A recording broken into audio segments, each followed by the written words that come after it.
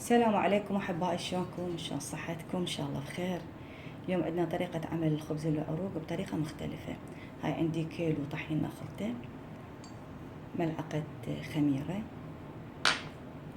ملعقة اكل كومباودر، ملعقة اكل كركم، ملعقة اكل سكر،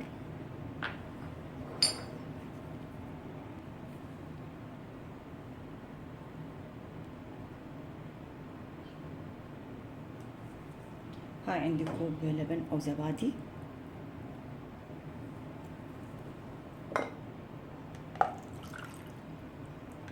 نضيف المي قد يحتاج نضيف له مي. هاي ضفت كوبين.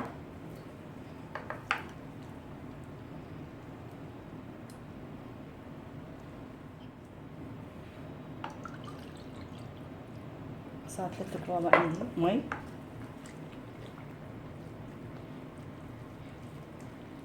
طبعا احنا نشوف العجينة تحتاج بعد كركم، نضيف له. اكو كركم يعني رأسا ياخذ لون، اكو كركم لا ما ياخذ رأسا اللون. ضفت الكرفس، راح اضيف ملعقة الاكل ملح،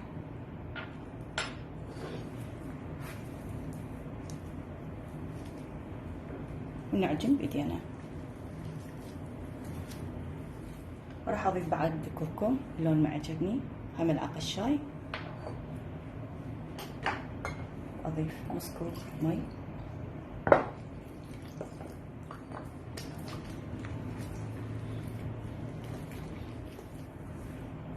راح اضيف قليل من الزيت، زيت عادي او زيت الزيتون.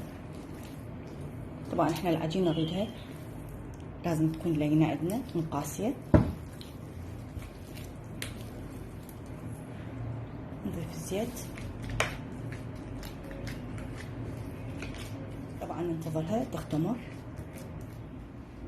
نسوي الحشوة مالت الخبز العروق. هاي عندي 4 حبات بصل بارشتهن، ملعقة دهن نحمس البصل.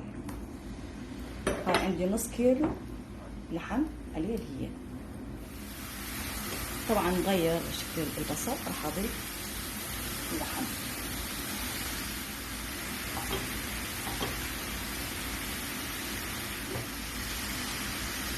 نص ملعقة اكل كاري،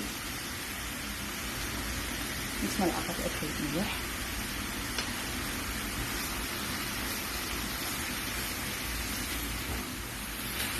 جهزت عندي الحشوة. اختمرت عندي العجينة، شوفوا شلون صارت اختمارها بعد.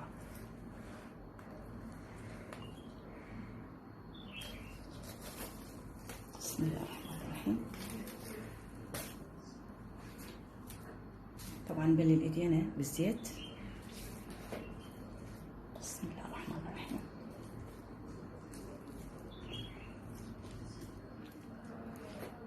رش طحين،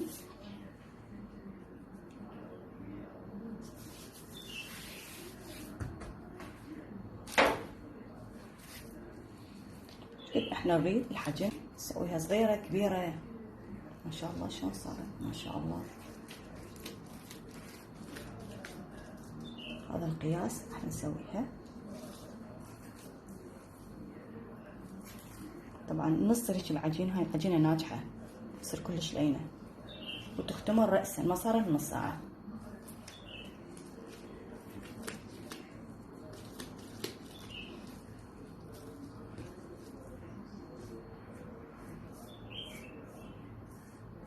طبعا راح نبدي احنا اول وحدة بديناها، راح نفردها.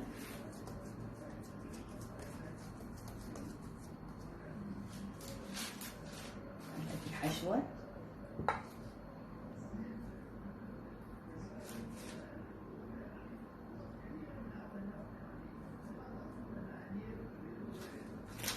شوية زيت بدينا، ناخذ العجينة نلمها، نرجعها نفس الطريقة، نبقى نستمر.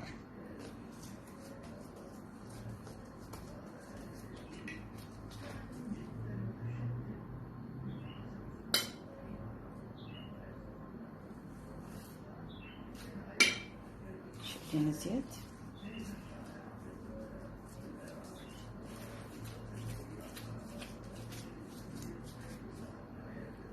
اول واحدة اشتغلناها نفردها، شوية الزيت،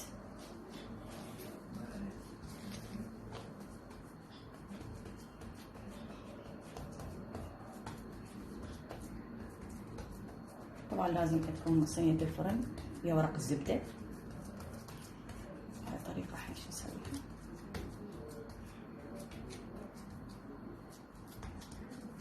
هاي عندي بيضة وملعقتين حليب.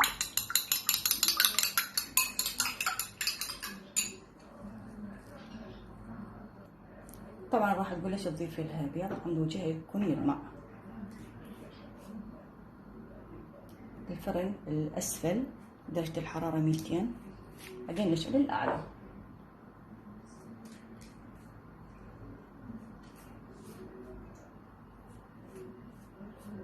هسه بالفرن.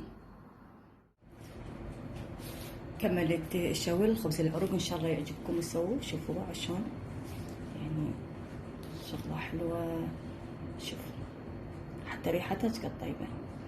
ان شاء الله يعجبكم وسووا، تكتبوا لنا بالتعليقات، والتقيكم وصفه اخرى، وتحياتي لكم.